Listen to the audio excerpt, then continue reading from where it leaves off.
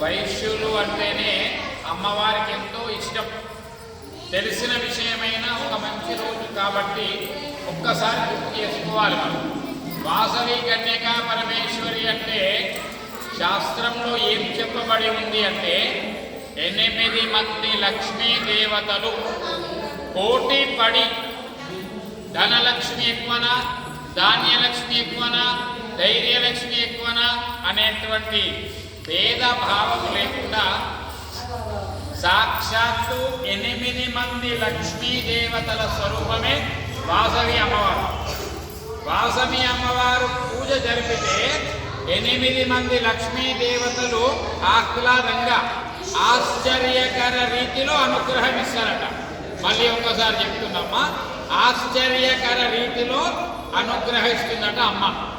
మరి అటువంటి వాసవి కన్యకా పరమేశ్వరి కూర్చున్నదా సరస్వతి అమ్మవారి రూపంలో అనేటువంటి భావన మనకు కనిపిస్తుంది.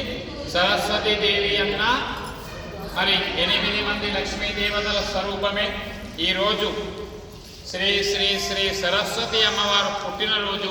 శ్రీ పంచమి అంటాము, వసంత పంచమి అంటాము. వసంత ఋతువులో వచ్చేటువంటి పంచమికి చక్కగా చిరునవ్వు నవ్వుకుంటూ ఆ సరస్వతి అమ్మవారు లోకానికి అనుగ్రహించేటువంటి ఒక అమ్మవారు.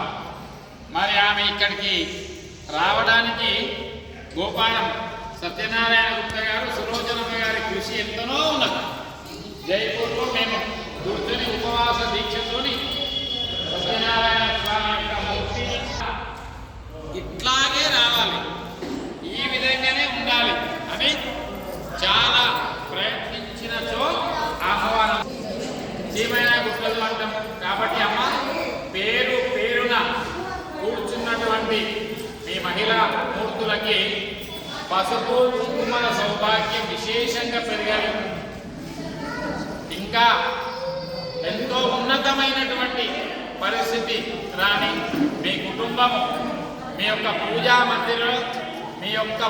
మందిరంలో లక్ష్మీదేవి నాట్యం ఆడుకుంటూ అలసిపోయి పద్మాసనం వేసుకొని జరిగిన మీ ఇంట్లోనే కూర్చుంటా అన్నట్టు కూర్చొని మంచి మంచి వరాలి అని మనస్సు నిండా సరస్వతి అమ్మవారిని పూజిస్తూ చక్కగా మరి ఓపికగా కూర్చొని సహస్రనామాలు ఇవన్నీ కూడా జరిపి మన మహామంగళహారతి ఇచ్చిన తర్వాత 1,00,000 పుష్పార్చన. రాజప్రభు శర్మ గారు ఒక పద్ధతి వారు, ఎందుకంటే అలంకార నిపుణుడు వారు, ఒక పద్ధతితో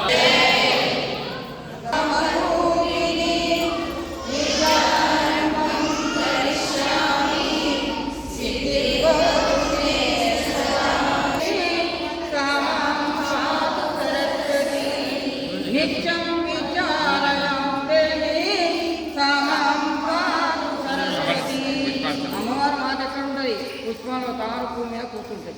ఇంకెక్కడ మన పాఠశాలలో పిల్లలు చదువుకునేటువంటి ఒక విద్యాలయాల్లో కూడా అమ్మవారు తాండవిస్తూ మన పిల్లలకు కూడా విద్యాబుద్ధిని ప్రసాదించే చదువుల తల్లి వాగ్దేవి మహాసరస్వతి.